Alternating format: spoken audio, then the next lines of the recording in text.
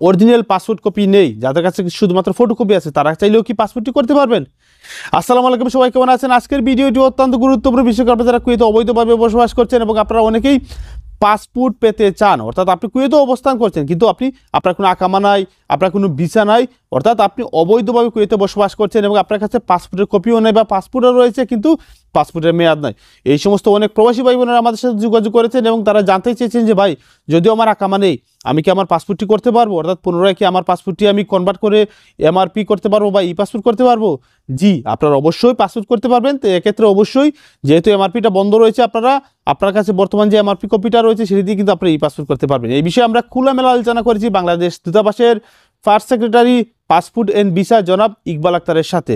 Iqbal Akter sir আমাদেরকে এটি নিশ্চিত করেছেন যে যারা অবৈধভাবে কুয়েতে বসবাস করছেন, অর্থাৎ যাদের কোনো ভিসা নেই, তারা যেহেতু বাংলাদেশি নাগরিক, তারা চাইলে কিন্তু পাসপোর্ট করতে পারবেন। শুনে অবাক হচ্ছেন? জি সত্যি, উনি কিন্তু আমাকে কনফার্ম করেছেন এবং তিনি বলেছেন যে যাদের কাছে বৈধ পাসপোর্ট রয়েছে, অর্থাৎ যদি আপনার কাছে অরিজিনাল পাসপোর্টের কপিটা থাকে, আপনারা চাইলে খুব সহজেই কিন্তু আপনাদের পাসপোর্টটি করতে পারবেন। এক্ষেত্রে আপনাদেরকে কোনো প্রকার দালালের কাছে যেতে হবে না। শুধুমাত্র নর্মালি যে অ্যাপ্লাইটি রয়েছে, অ্যাপয়েন্টমেন্ট নিয়ে কিন্তু আপনি দূতাবাসে যাবেন এবং সেখানে জাস্ট উল্লেখ করবেন যে আপনার কোনো আকামা নেই।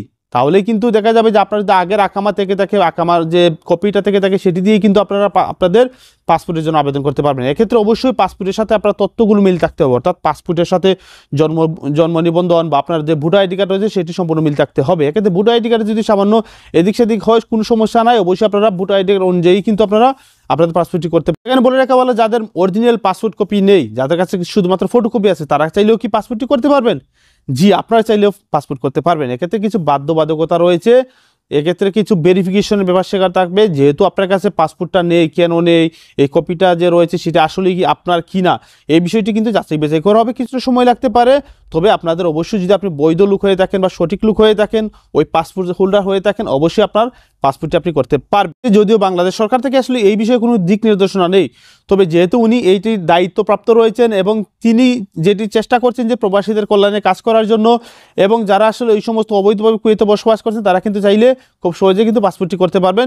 এটি আসলে একটি মানবিক দৃষ্টিকোণ থেকে কিন্তু এই কাজগুলো ইনি করে যাচ্ছেন। সো আপনারা অবশ্যই যারা অবৈধভাবে কুয়েতে বসবাস করছেন এবং যারা ই পাসপোর্ট করার চিন্তা ভাবনা করছেন বা পাসপোর্ট কনভার্ট করার চিন্তা ভাবনা করছেন, অবশ্যই আপনারা সঠিক তথ্য দিয়ে যদি আবেদন করেন, অবশ্যই আপনারা পাসপোর্ট পাবেন।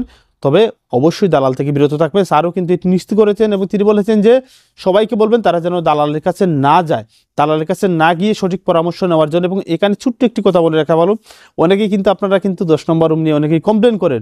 তো আমি বলবো, দেখুন ভাই, আপনি 10 মিনিটের জন্য সেখানে গিয়ে বা 5 মিনিটের জন্য সেখানে গিয়ে যদি আপনি মনে করেন যে আপনার সাথে জুলুম করা হয়েছে বা আপনার সাথে খারাপ ব্যবহার করা হয়েছে, সেটি কিন্তু ভুল। দেখুন, একজন লোক যিনি কিনা সারাদিন সেখানে বসে থাকেন এবং দেখা গেল যে আপনারা একজন না দুইজন না শত শত প্রবাসী যারা এখানে প্রতিদিন যায়, তাদেরকে কিন্তু সার্ভিস দিতে হয়। তো মেন্টালিটি একটা ব্যাপার সেবা রয়েছে, অনেকেই রয়েছে বিনা কারণে গিয়ে কিন্তু ডিস্টার্ব করে। সো আপনারা যারা দূতাবাসে যাবেন অবশ্যই নীরবতা পালন করবেন, প্রয়োজন ছাড়া আসলে সেখানে গিয়ে ডিস্টার্ব করবেন না, কেননা উনি কিন্তু ব্যস্ত থাকেন, আপনাদের কাজ নিয়ে কিন্তু ব্যস্ত থাকেন। তো ভিডিওটি বেশি বেশি করে শেয়ার করবেন এবং যারা অবৈধভাবে কুয়েতে বসবাস করছেন, পাসপোর্ট করার জন্য মুখিয়ে রয়েছেন, এই সুযোগটি অবশ্যই আপনারা নেবেন। ভালো থাকবেন সবাই, আসসালামু আলাইকুম।